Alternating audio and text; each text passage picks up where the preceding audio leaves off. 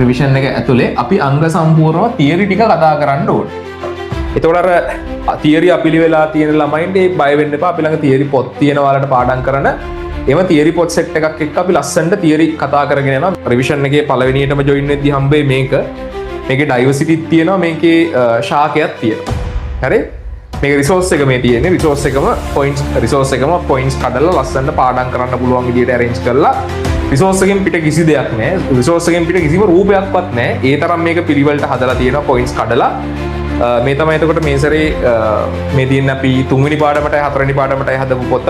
මේ පොත් දෙක පාඩම් කරොත් වැඩේ ගොඩ කියලා කියන්නේ එහෙ නෑ. මේ විතරක් නෙවෙයි තව වැඩක් තාත් තියෙනවා. මුලින් ඉඳලා පටන් ගන්න ඕනම ළමෙක්ට හරි ෆස්ට් ළමෙක්ට උනත් අර සමහර ළමයි ඉන්නවා තියරි අපේ පන්ති වලට මෑත කාලේ ජොයින් වෙලා ඒ වගේ අර මුල නැති ළමයි ඉන්නවා. ඉතින් යාලටත් මේක පර්ෆෙක්ට්. අපි තියරි වැඩේ මුලින් ඉඳලා කරනවා. හැමදාම පන්තියේ good morning පේපර් එකක් යනවා. good morning පේපර් එකක්.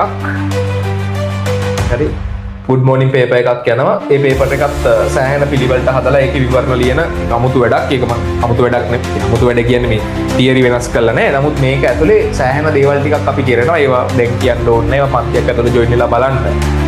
තියරි අංග සම්පූර්ණව කතා කරනවා. good morning paper එක යනවා. තව යුනිට් එකට අදාළ වෙනම යුනිට් ක්විස් එක දැන් ඔයාලට අපි රිවිෂන් එක පටන් ගන්නේ ශාකය සහ ඩයිවර්සිටි.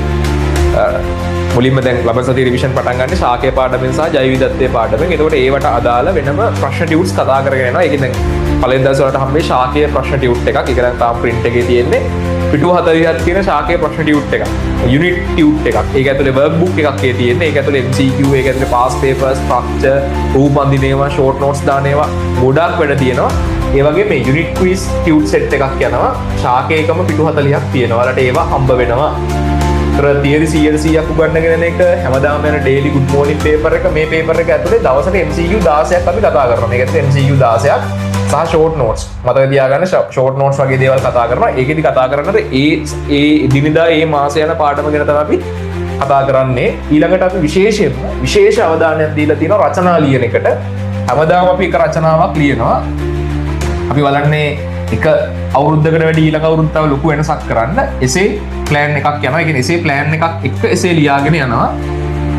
එසේ ප්ලෑන් එකක් එක්ක එසේ රයිටින් එකක් අර ගෙදරදී ලියන්නේ කියනට වඩා හැමදාම කොහොම හරි එක එසේ එකක් ලියන්න තමයි ප්ලෑන් එක තියෙන්නේ. ඒක පුළුවන් අපිට ප්ලෑන් කරගන්න. එසේ එකක් ප්ලෑන් කරලා ඒක බලන්නකො. ඇවිල්ලා බලන්නකො වැඩේ කන්ටිනියු වෙනවද කියලා. එසේ එකක් ප්ලෑන් එකක් එක්ක අපි එසේ රයිටින් එකක් යනවා. එසේ එකක් ලියවලා මාකින් එකත් එක්ක බලවනවා. හරි? ඔයාලා මේ වැඩේට අරන් එන්න ඕන පිටු 80 එක්සර්සයිස් පොතක්. හරිද? එක්සර්සයිස් බුක් එකක් අරන් එන්න CR පොත් ගේන්න එපා. එහෙම අවශ්‍ය නැහැ. පිටු 80ක එක්සර්සයිස් පොතක් අරගෙන එන්න ඕන මේ වැඩේ